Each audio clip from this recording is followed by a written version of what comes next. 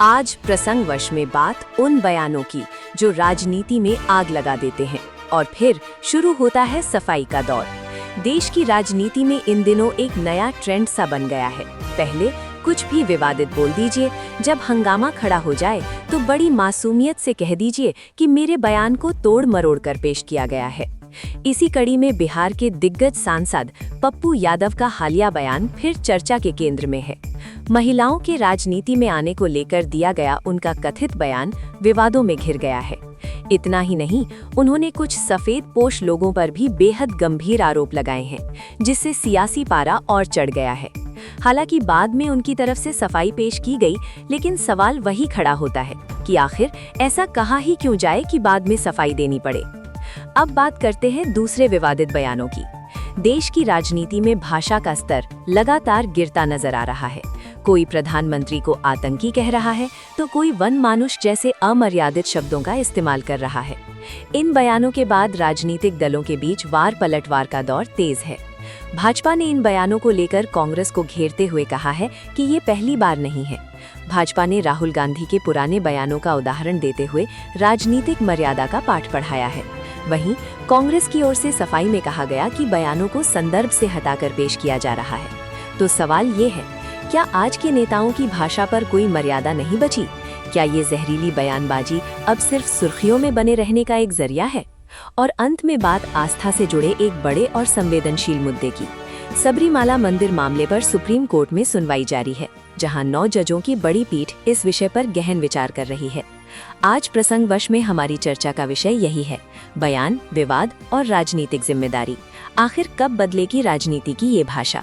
आगे वरिष्ठ पत्रकार रमेश शर्मा करेंगे इन सभी मुद्दों पर गहराई से विश्लेषण और चर्चा। जुड़े रहिए न्यूज स्केल लाइव के साथ, भरोसे की पहचान। नमस्कार, प्रसंगस में आप सभी का स्वागत है। प्रसंगस में आज हम बात करेंगे राज नेताओं की जबान पर कोई लगाम नहीं। बोलते समय उनको ध्यान नहीं रहता कि किसके लिए और क्या कर रहे हैं, और उनको रोक कौन सकता है? नेताजी है। आज के जमाने में नेताजी से बड़ा कौन हो सकता है? नेता जो चाहे करेगा, नेता जो चाहे कहेगा, ये सब सारी बातें आज के प्रसंग में शामिल की गई। शुरुआत करते हैं बिहार में जो दबंग सांसद है पप्पू यादव। पप्पू यादव दबंग सांसद के रूप में उनकी पहचान है और उनके हमेशा से विवादित बयानों से वो चर्चा में रहते हैं। उनके बयान हमेशा सोशल मीडिया में भी, मीडिया में भी छाए रहते हैं, जिससे अक्सर वो चर्चाओं में घिरे रहते हैं। लेकिन आज उन्होंने, जब महिला आरक्षण की बात चल रही है, विधानसभा और संसद में 33% में महिलाओं को आरक्षण, उनकी महिलाओं के लिए सीटें आरक्षण करने की बात चल रही है, उसी बीच महिलाओं के लिए उन्होंने एक ऐसी टिप्पणी कर दी जिसको शायद उनको तो कुछ महसूस नहीं हुआ, लेकिन आप भी सुनकर के दंग रह जाएंगे और मुझे भी कहते हुए शर्म महसूस हुई। पप्पू यादव ने कहा कि महिलाओं की राजनीति कैसे शुरू होती है। 90% महिलाएं हैं नेताओं के बिना नेता के रूम के बगैर 90% महिलाएं राजनीति कर ही नहीं सकती। उनकी राजनीति शुरू है। अब उनको पूछो कि उनकी पार्टी में भी कोई महिलाएं होंगी तो क्या वे भी इसी तरह की प्रक्रिया से गुजरी होंगी? इस तरह की बातें करने से क्या कुछ उनको हासिल होगा, या ये कहने से पहले क्या उनको कुछ एहसास नहीं हुआ कि किसके लिए कहा उन्होंने? क्योंकि वो खुद भी नेता हैं और अक्सर नेता का परिवार भी नेता और गिरी में ही आगे बढ़ता है।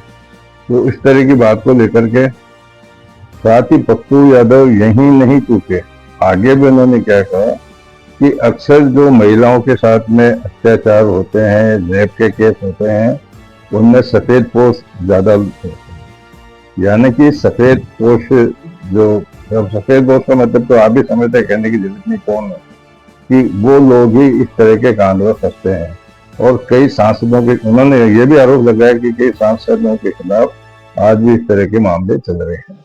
कुल मिलाकर जो भी हो, लेकिन सार्वजनिक रूप से इस तरह की बात करने को लेकर के अब बिहार में जो राज्य महिला आयोग है उसने सत्य प्रसंज्ञान दिया है और पप्पू यादव को नोटिस जारी किया है जिसमें उनसे जवाब मांगा गया है उस वायरल वीडियो के लिए जिसके अंदर उन्होंने बयान दिया। ये तो बात होगी पप्पू यादव की। अब बात कर रहे थे खड़गे की। खड़गे महाराज भी हमेशा चर्चाओं में ही रहते हैं और क्या कुछ कह देते हैं वो बाद में उनको ध्यान में आता है।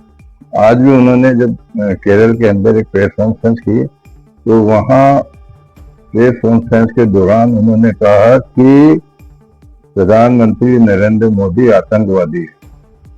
इतना कहना था कि भाजपा के अंदर इस तरह का शोर मच गया कि उनको घेरने की कोशिश की। बड़े बड़े जो भाजपा के दिग्गज नेता हैं उन्होंने उनको घेरना शुरू कर दिया और आरोप लगाया कि कांग्रेस पार्टी एक ऐसी पार्टी है जो आतंकवादियों को जी कहती है और उसके नेता राहुल गांधी खुद भी प्रधानमंत्री को लेकर तू तड़ाके की शब्दों का इस्तेमाल करते हैं। इसलिए उनको हालांकि संबित पात्रा, पीयूष गोयल और कुछ सांसदों ने इसका जबरदस्त विरोध किया है, लेकिन खड़गे ने कहने के बाद में फिर एक बार में होश में आए। उन्होंने कहा कि मैंने ऐसा इसलिए नहीं कहा था, मेरे कहने का मतलब ये था कि AIADMK बीजेपी का जो संबंध होता है वो क्या आतंकवाद से जुड़ा हुआ है, यानी कि बीजेपी आतंकवाद और बीजेपी आतंकवाद, तो प्रधानमंत्री भी आतंकवादी है। इसको लेकर के भी बड़ी भारी राजनीति चल गई है। कुल मिलाकर के ये कहा जा सकता है कि राजनीति में जिस प्रकार के शब्दों के तीर बाण छोड़े जाते हैं, कुछ लोग तो दिग्गज ऐसे होते हैं बड़े बड़े जिनकी शब्द शैली इस तरह से काम करती है कि वो आरोप भी लगा देते हैं, एहसास भी नहीं होता। और कुछ लोग ऐसे होते हैं जो एकदम से सीधा तीर छोड़ते हैं, जो जाकर के सामने वाले को प्रताड़ित भी करता है और बाद में खुद को भी प्रताड़ित होना पड़ता है। कुल मिलाकर के जो दो मुद्दे आज के थे राजनीति से जुड़े हुए, इनको लेकर के बहुत भारी चर्चा है। देखने वाली बात ये होगी कि पप्पू यादव के खिलाफ जो राज्य महिला आयोग ने बिहार में संज्ञान लिया है उसमें लेकर क्या कुछ सामने निकलता है और वो क्या कुछ उसका जवाब देते हैं। इसी तरह खड़गे के मामले को लेकर के भी चुनाव में क्या कुछ परिणाम निकलेगा। हालांकि संबित पात्रा ने कहा कि इसका जवाब तो मतदाता देंगे। वहीं पप्पू यादव के लिए भी कहा कि इसका जवाब आने वाले चुनाव में महिलाएं देगी, क्योंकि महिलाओं को इन्होंने बहुत एक तरह से कहा जाए तो बहुत गंदा शब्द कहा। खड़गे ने असम के मुख्यमंत्री हेमंत बिस्वा शर्मा को भी नहीं छोड़ा।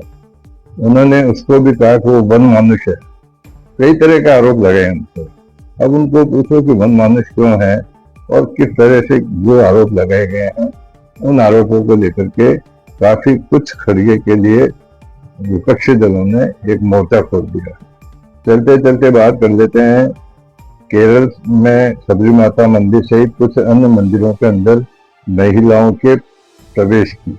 महिलाओं द्वारा जो भगवान की प्रतिमाएं हैं उनको छूने को लेकर के, उसको लेकर के सुप्रीम कोर्ट काफी गंभीर है और 9 जजों की एक पीठ बनाई गई है। जो 9 जजों की पीठ ने आज भी इस मामले में सुनवाई की, जिसमें दोनों पक्ष रखे गए।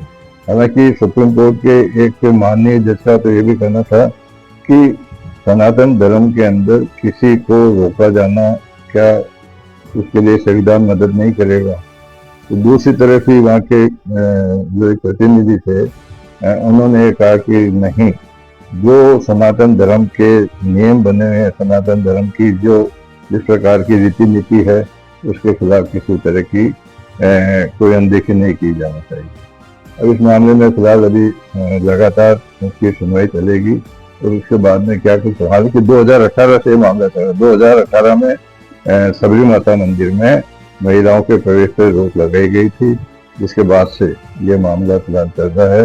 देखने वाली बात होगी कि इन तीनों मामलों में जो मैंने आज के प्रसंग में आपके सामने प्रस्तुत किए हैं, आने वाले समय में क्या कुछ सामने निकल कर आता है। आज के प्रसंग को यहीं विराम देते हैं। कल फिर किसी तरह के साथ में आपके सामने प्रस्तुत होंगे। तब तक के लिए नमस्कार।